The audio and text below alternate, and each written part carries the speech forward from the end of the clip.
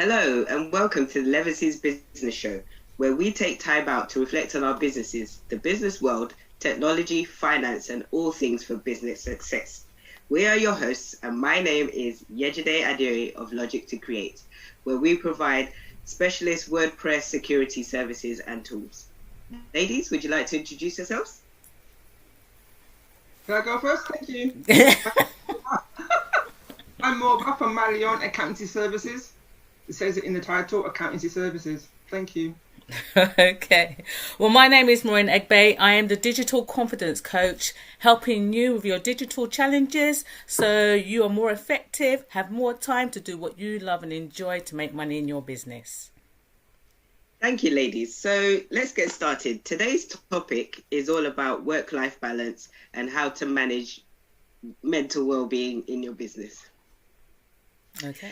So, ladies, let's open up the discussion. So, what is mental health and well-being to you?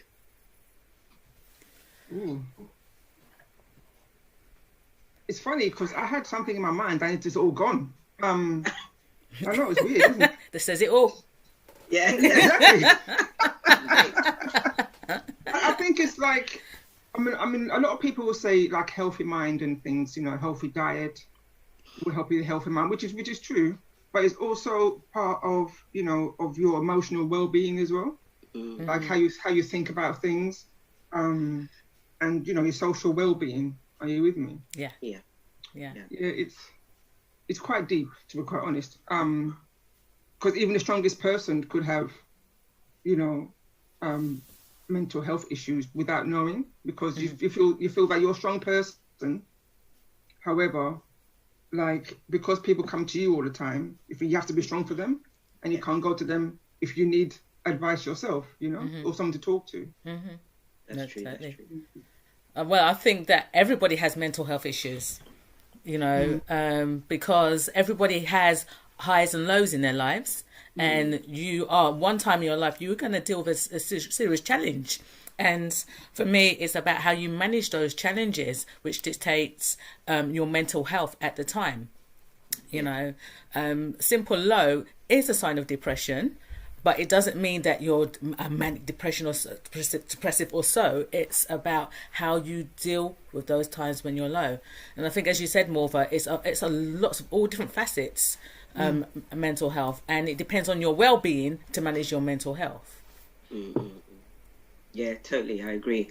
I think from my perspective, mental health has been something that I've had to kind of address in order to make sure that I'm moving forward with my business, because I think there's certain things that, like I've mentioned about confidence previously, and yourself, Maureen and Morva, in that relates to your mental health. And if you're not confident in yourself and have self-love and value and stuff like that, then it's not really going to translate into your business. So there's certain things that you'll always be limited by until you're able to address this. And I think this came up more this week for me, when I was like, talking about rejection and the fear of rejection and those things, issues that I've had from childhood, and it basically relates to me not wanting to make sales calls in my business. And I'm like, because I don't want to hear no, to be honest. But then, in order not to hear no, I'm avoiding the whole process totally. And I was just like, wait, I've had 3 mentors that have told me I need to make the basic sales call, and I'm like, nah, I don't want to do it. So I guess that's how I kind of really relate that now, and why I need to deal with it. That's a lot more. Okay. Well, no, thank you for your honesty, because I think the other side of mental health as well is the ability to be able to look at yourself and understand how you work. So when we start figuring out our triggers, then we can start to better manage ourselves and have a better well-being. It's interesting because this whole question made me think back, because I used to suffer with panic attacks, with anxiety, and it's always going to be with me. But it also triggers certain behaviors. So it's just understanding basically when I'm feeling anxious, how do I respond? You know, I was going to ask you, Maureen, how do you manage that then, like on panic attacks? I mean, what does it feel like if one's coming on? Are you with me? Right. Okay. Well, I'm very lucky that I've got through the worst of it, because before, panic attacks used to disable me. Basically, I couldn't move. It would feel like I'm having a heart attack, that I'm dying. You know, can't breathe. I need to be still. I'm losing my mind. It's the most scariest thing ever. You know, it's like you can feel your heartbeat in your head, and you just can't control anything. So I had to learn different strategies, you know, to deal with it. You know, distract the mind, think of good things, drink water to slow my breathing down, meditate. I think meditation was one of the best things that I had to really tap into to help me really understand how to manage my anxiety. But it's still there. You know, when it comes up, the one thing I celebrate, that it reminds me that I'm still alive. Yeah. You know, when I feel that heart beating, it's like, oh, my heart's beating, I'm alive. You know, and that it's that I must obviously care about whatever the situation is as well. So it's about strategies, finding what strategies work for you. So I don't know whether you guys have got any strategies that you've had to use to deal with any issues or challenges. I think with me, I just pick up the phone to someone, okay. especially if it's around work and I'm trying to figure something out, and I just can't find the answer. I mean, I start to like stress myself out basically. Mm-hmm. So I've got a couple of close colleagues that I work with as well. So I just pick up the phone to them, and they just make it all clear. I mean, it's like I talk to them and then answer my own question. It's as simple as that. It's like It's not even. No, it's not even long. Yeah. You know, I've just made it into a big situation than it is basically. Well, I guess Maureen, you know, that I call you a lot, especially, and you know, I'm grateful to have you as my confidence coach, because I think there is that anxiety thing, and when you know. For example, the times that you've turned up to presentations that I've done externally on workshops, and I can just see you in the background, and I'm just like, one face that I'm familiar with who just makes me feel calm, and you know, all that kind of thing. So yeah, having a confidence coach really works. Meditation as well, and I do a lot of stretching as well. So, and I think there was a mental health webinar that I was on the week before last, and you know, someone was mentioning about what do you do when people always come to you and stay strong. Like Morva was saying that you have to be strong for other people, and they were saying that you just need to have a routine.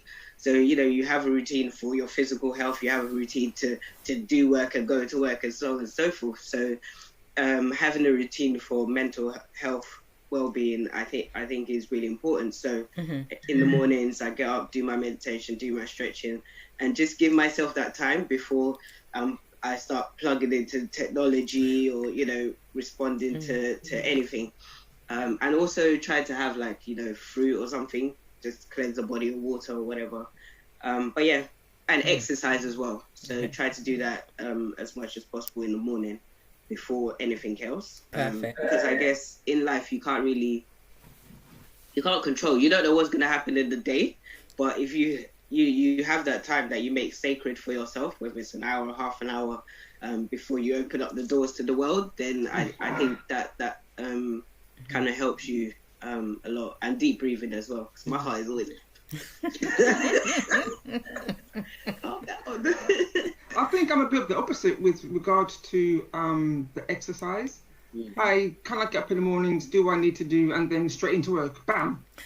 And then at a certain point, at the end of the day, like it's like 4 or 5 o'clock, I start to wind down from work. Well, I try to, and then I do my exercise. Cause I want like a break to say that yes, this is done now. Do something for myself, and then later on in the evening, just do whatever. Okay, so this is where I'm envious of the both of you, because I have no routine. I have no routine. I do try, you know, sometimes it doesn't work, but, you know. No, guys, seriously, I get texts and WhatsApps about, I've done this exercise. I've done this workout. You know, look at what food I cooked. We're like, hello, catch up. You know, because one of the things I do realize, and it's something that I'm really trying to work on, is that when I start something, I just go into it and I just can't stop. And that just, I won't eat. You know, it will be hours. Like, you guys have a go at me because I will have my dinner at 9-10 o'clock at night. Yes, that's too late. I know. No. So my mental health, but yeah, I know. And your physical health. And my physical health. Your holistic health. We need a plan. I know. I feel But this is, without it turning into a love fest, this is why I love you guys. Because at the end of the day, you call me to account. Okay, and you guys do check in on me. It goes back to the whole thing of like what you were saying, Mauve, and what you brought up, Edge, in the sense of that being strong for everybody else. Because I was brought up to learn, I was brought up that you're not supposed to let people know what you're going through. You know, it's almost like you're not supposed to discuss what's going on behind your door. So you're supposed to keep it all together, but be there for everybody else and be, you know, show people this face that you're strong, you're dealing with it. And like, yes, you reminded me this week, because I was having a rough time this week, that at the end of the day, I have to reach out. You know, so it is that encouraging thing of being able to reach out, have that conversation, like you said, Morph, you know, reaching out to people and having that conversation and just getting things clear in your head. Yeah. And I guess that's one of the coping mechanisms is that, and, you know, they say have like-minded people around you and stuff like that. So it is, you know, you can't talk to somebody who works or is employed, do you see what I mean, on certain things, like, they're not going to really understand. I mean, you know, you could have fun and you could talk about things outside of that. But when it really comes down to being a self-employed business owner, entrepreneur, whatever, there's really the people within your circle that really understand that, or who are on the same journey as you. Like the hours and the sleepless nights and the, you know, even anxiety of getting paid. Do you see what I mean? There's a big problem of just getting paid. And I feel like SME to SME, we pay each other real quick because we understand the pain. But when you like have a contract with bigger organizations, it's like the terms of this and that, the other. It's very stressful. And, you know, those are the kind of things you cannot manage. But when you start understanding how those things work, you kind of then preempt it by maybe putting certain monies aside, or, do you see what I mean? That's how your planning then starts working, because the anxiety of knowing that you've got to pay bills by this date and money's not coming in, and you're trying to chase people, they're not the right people, and they put you to somebody else, and you're going around their houses. That's not cool. And you know you've delivered your work. So those kind of things, that's when the deep meditation and the exercises are required. Like, they say, I just jump into bed. You can't have duvet days. I've had those. Those days are the worst. Duvet days are the worst. Oh, I love them. No, I love them. No, duvet days suck you in, and it becomes just 1 day. Then it's 2 days. Then 3 days. Then it's a week. That's a whole week. No, do you know what? No, do you know that that's what I call a holiday. A staycation. Especially when you know you ain't making the money. Like 5 years of not making money. That's anxiety. Yeah. Well, no, that's a trigger. You need to watch that, because then that's avoidance. Oh dear. I'm planning a duvet day tomorrow as well. Yeah, tomorrow it's bank holiday. And this is again part of the work-life balance. Like, holidays and weekends, take them as you deserve, like everybody else does. Like, that's where you start the cut-off, isn't it? After your 5 o'clock on Friday for bank holiday weekend, do your exercise, plan what you're gonna do, and then Tuesday you're back on it. Do you see what I mean? Like, that's another thing that we need to, and I've started to do a bit more in terms of I've got to have that time, the separation, and it is that thing, going on a road trip today or whatever, or, and then tomorrow I might go for a walk, or, let's do a movie day or something. Do you know what I mean? Yeah, yeah. But don't you find it hard sometimes, though, to cut off? Yeah. And like, as Maureen was saying, like, she just gets into things and she's immersed into her work, which I am sometimes as well, more time as well. But I get to a stage where there's something I want to do, or I need to do, because I put it on my to-do list. I need to take it off. I need to do it today. So I continue to work a couple of hours in the evening sometimes, just to take that off, just for me and my mental health, to say that, yeah, I've done that, it's done, it's over. Okay. But what I would ask is that, do you actually fully maximize the 9 to 5? Do you put your work in a 9 to 5 slot, or an 8 to 4:30, or a 8 to 6 kind of thing? Do you actually use those full 8 hours of a working day Yes. for work? Yeah. Yes. Sometimes I don't even move. My legs are just dead. No, I believe you. I believe you. I do. That number crunching. Seriously. I love it. Okay. So my challenge to you would be is that on your to-do list, because I think this is I know this is one of my challenges that I need the pen and paper. Yes, everyone get a pen and paper. Your to-do, is it surmountable? Using big words. Is it surmountable? So, in terms of... So in English, you're talking about, is it achievable? I know that it's achievable, because you won't stop until you achieve it. Okay. But the challenge is, can you chunk it down? Can you break it down into smaller pieces? So it's not that you will feel that you have to do the whole, as they will say, eat the whole elephant. Break it down. So it's achieve this part. So it's easier, and then you're still looking after yourself and taking care. Okay. I think, like, in Morva's world, and I guess other professions, I guess Morva's profession mainly, there's really strict deadlines, isn't it? Yeah. And then you have your clients as well, who may not understand those deadlines. I mean, I'm not very great with taxes, but I do push it to the limit. So I guess that pushes my accountant, if that makes sense. So they have to get certain things done. But yeah, no, definitely, whatever you could do piece by piece is better than just trying to get the whole thing done.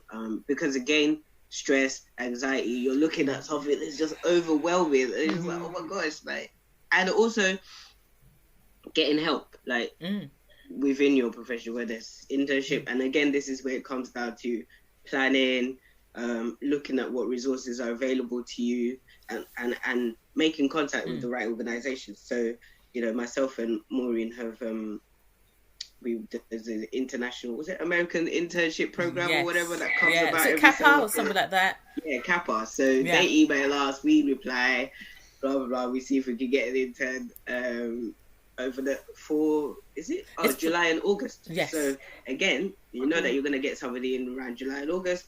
What can you plan for them to do that will really help you then, move on for the rest of the year? Totally. And so on. So okay, thanks guys. Yeah. No, and it's actually really interesting, because when we looked at this topic, one of the things that came up was that work-life balance. And I don't know whether you've heard that whole discussion around work-life balance, in the sense of that it's a myth.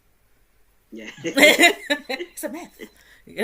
Actually, it's more stressful trying to get that work-life balance, but understanding about being realistic about your work and about your life. Yeah. I mean, when I think about, in your case, Morv, it's for most of us in businesses, we've got certain peak periods. So you've got your accountancy period where you are going to be massively busy. But then it's about setting that time afterwards to make sure that you recover and you can reset. I think Morgan's quite good at that. She does that last time, didn't you? Well, she's always at. She disappeared. We're like, where did she go? Not around. Listen, I always say that most accountants, year end, New Year is the 1st of February. That's when we take our time out, because obviously January 31st is tax return deadline. Do you with me? Yeah. So our new year is 1st of Feb, not 1st of Jan. Okay, I'll remember that. So that So means that we won't talk to you for whole of January. They were like, Happy New Year! exactly. More excuses to party. Do you remember though? Yeah, do you remember you invited me to some certain like networking things, weren't you? Yeah. You're like, oh, don't talk to me until you know what? No. Every event, anyway. Don't talk to me. Like, all right, get the message. But that's the whole point, isn't it? Just understanding when those busy periods are gonna come around, and just managing it, and just like you do, enjoy the period afterwards and celebrate, coming through it. Yeah. But also as well reflect on how you can do things better as well. Okay. So obviously, we always try and do things better, but sometimes it doesn't work. But now I've got new staff, so I'm working towards that now. So basically, hopefully, January I will put my feet up. Well, not literally, but it won't be as busy as before. 1 foot up. One foot up. Until the end of January, then bring both up.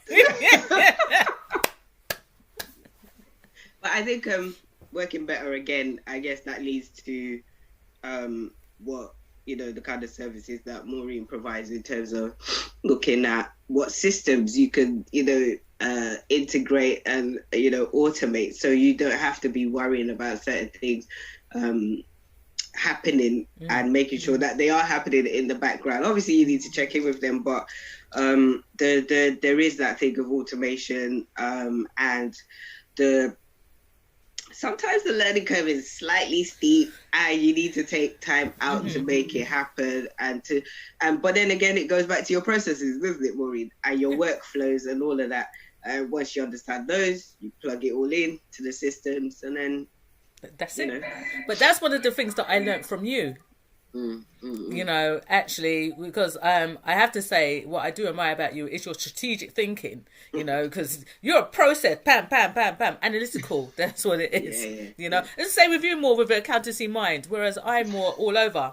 But it is, and I think what I've learned from you, it is about understanding your processes and noting it down. So it's clear. So you're not always actually trying to recreate something that you've done before, or try to remember how to do it. And tapping into different experts if you can't do it all yourselves. So, and again, guys, I would encourage you, come and check us out to see how we can support you as well. Shameless plug, but hey ho, this is how we work together. And do you know what I was thinking again, because quite a few people say this to me, that because obviously I run into businesses and one of them is quite creative, very creative. So I think in that world I kind of moved from shameless plug number 2.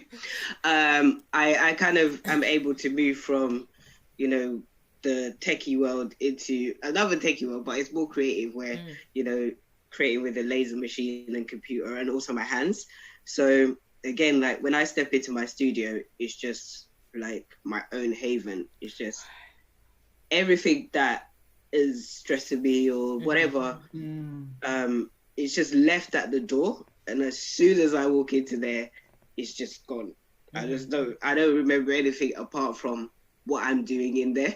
So even sometimes before, I used to put on music and be dancing around, but sometimes I just go in there and it's very quiet but very peaceful. So I guess in terms of that, if it is that you have a hobby or an activity that you can do regularly, or you've got a side hustle that just takes you away from the main one that may cause you stress and anxiety, and then this one gives you more peace and calmness. I think that's a good thing. Yeah, definitely. I mean, for me, it's my athletics. Yeah, definitely. Just the one place. Yeah, not me running around. Let's just get this right. She just bosses all the kids around. That's right. My exercise is blowing the whistle, but it's just being in that space where just watching and helping other people develop in athletics. Athletics is where I got my coaching background from. So, so it's lovely to go back to that grassroots, and help bring others and bring youngsters up as well. Yeah, definitely. I think with me, obviously, Maureen said the other day, is to do with cakes.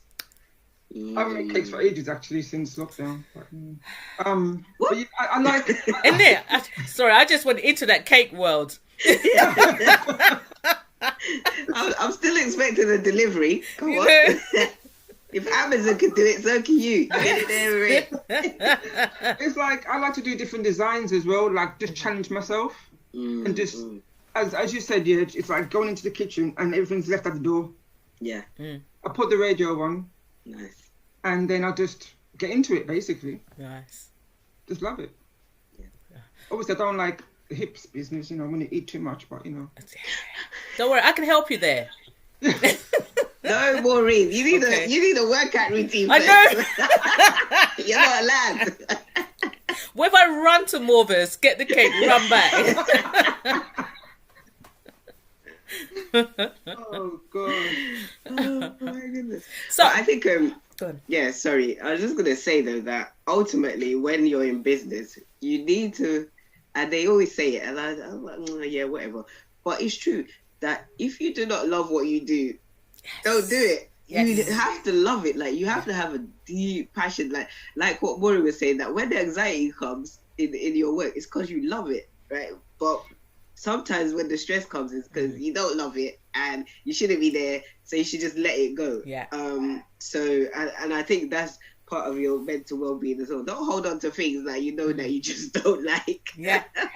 Just get it out. Yeah. Get rid of it. And people start businesses and restart and rebrand and do this all the time.